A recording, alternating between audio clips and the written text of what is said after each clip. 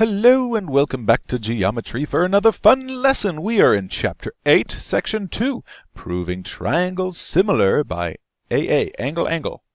Alright, so if you have two triangles like this, and you know that one angle is congruent to one angle in the triangle, and then another one is congruent, then you can say, obviously, the third one's going to be congruent, right? Because they add to a total of 180. And therefore, these two triangles are similar. That is Theorem 8.3, the angle-angle similarity theorem. Okay, so if this angle is congruent to this one, and that one's congruent to this one, then those triangles are similar. And that's our little wavy line right there. All right, so we want to use that theorem to show that these two triangles are similar. Okay, we know that this angle's 26, and this one here, right angle. So angle D is 90 degrees because right angle, right? Right angle. And therefore, angle E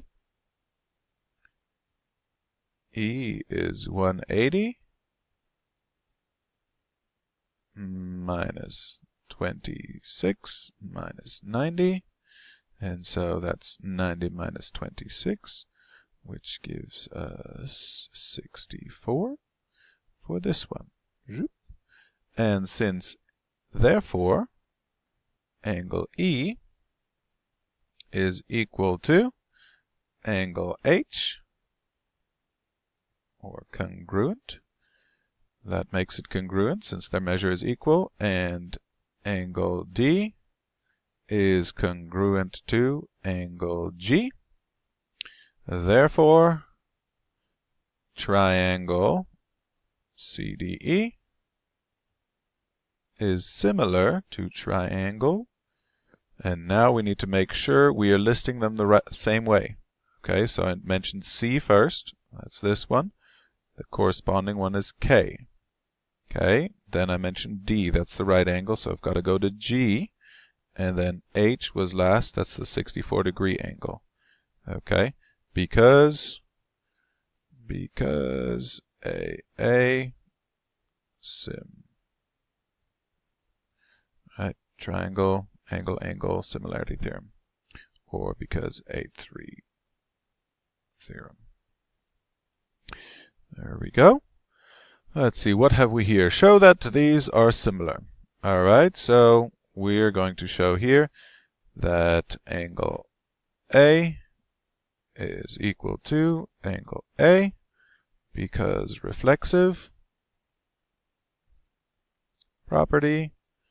Here we have one angle, and then angle ABE is equal to, and also congruent. Let's change that to congruence right there. Angle C, because same measure. Same measure, if you can read that. That's another angle. Therefore, triangle ABE, similar triangle ACD, because 8.3. Alright, and then here, okay, we need two angles. We know that these are parallel. Alright, so SR is parallel to UT, or TU.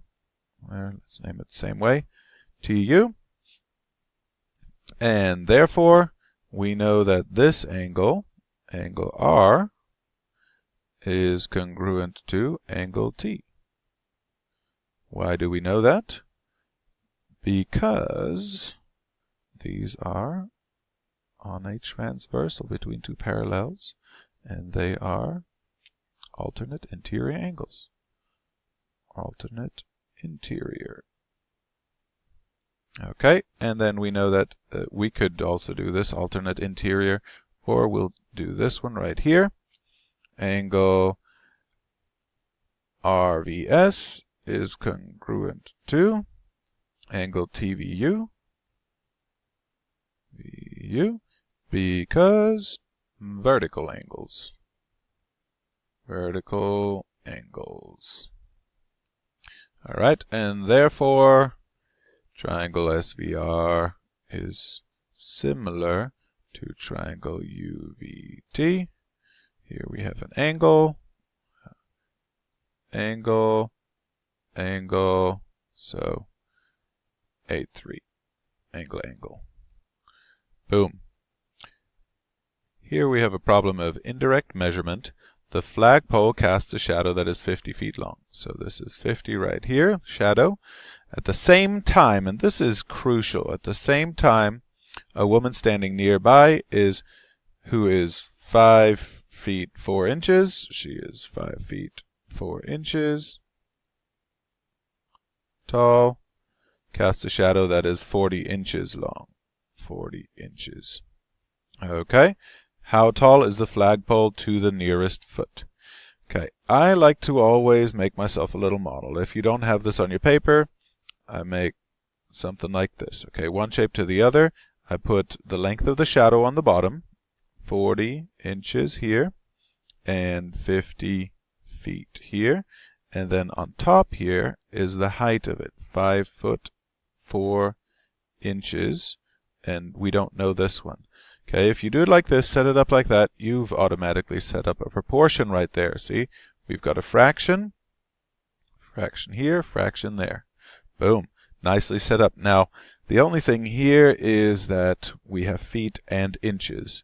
Easiest thing to do is always go to the smallest unit. So feet times 12, 5 feet makes that 60 inches. So 5 feet is 60 inches, and the 4 makes it 64 over 40 is equal to, and then right here 50 makes that 600 inches. So 600 inches and X right there. Now, if you haven't learnt my super trick already, here it is. Take this, put it over there. That's cross multiplying and then dividing in one step. Or just multiply by the denominator on each side. Then you have 64 times 600 over 40 is equal to X, and therefore X is equal to, calculate that, is equal to 960. Now, remember that this is not in feet, this is in inches, and they asked to the nearest foot. So we need to divide that by 12 to find feet. So 960 divided by 12. Divide that by 12, and that gives us 80. The nearest foot, 80 feet. So the flagpole is 80 feet tall. And always check to see, is your answer reasonable? Alright, we have a shadow of 40 inches and a height of 64. So the height is more than the shadow. The height here is more than the shadow, but it's not double. Okay, so at least we're reasonable. We can check that. We know our answer is reasonable. Alright, and there you go. Lots of fun today. Quick and easy. Check back again next time for some more fun in geometry.